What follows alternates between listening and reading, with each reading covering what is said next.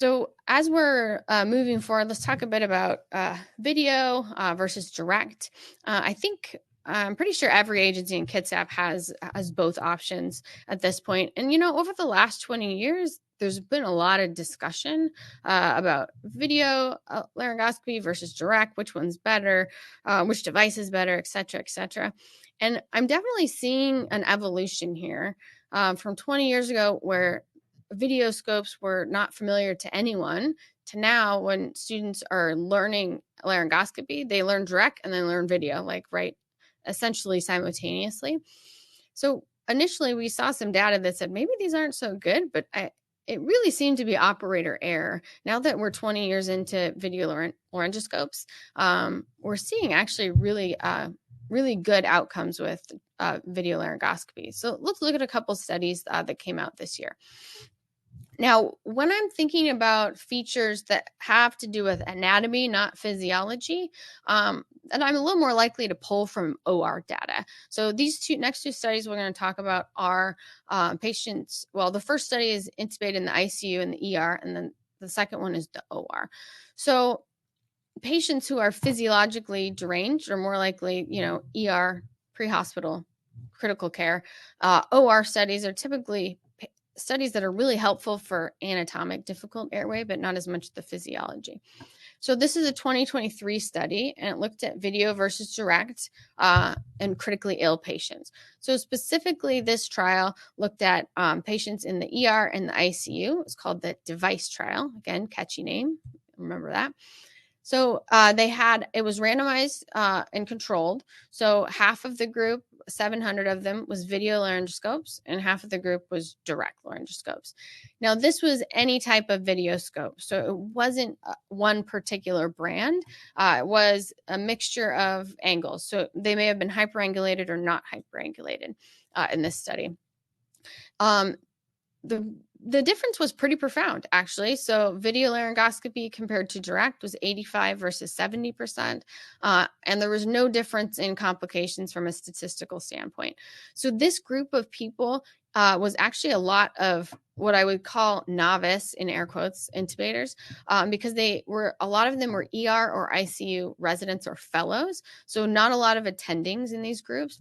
So when you compare new intubators, people who have done less intubations, this is what I'm seeing consistently across the literature, and just even in training our critical care fellows and our paramedic students, is that new intubators are proficient at direct or at video much faster than they are at direct.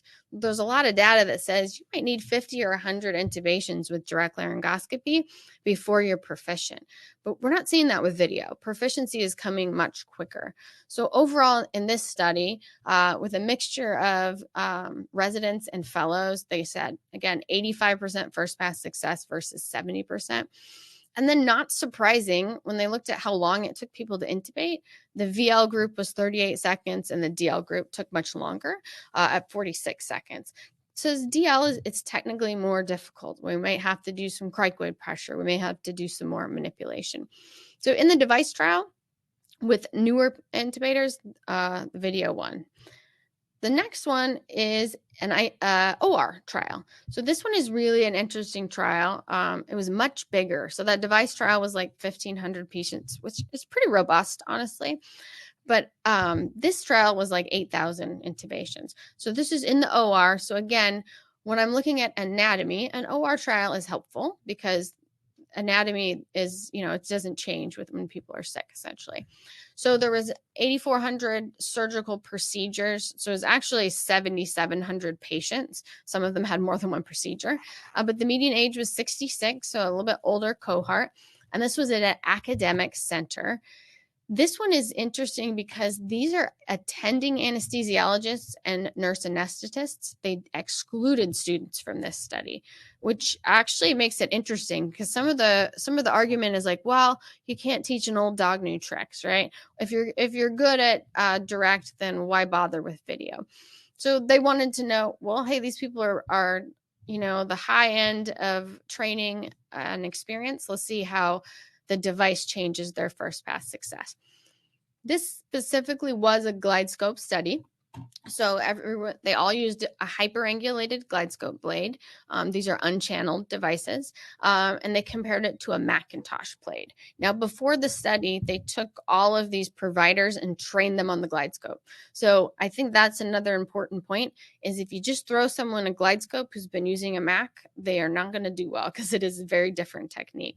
So they all had standardized training regardless of their previous experience, and what they found was, although these people were really high performing, right? 92% first pass success on direct, which is very high. They got 98% first pass success with video scope. Well, that's a profound difference.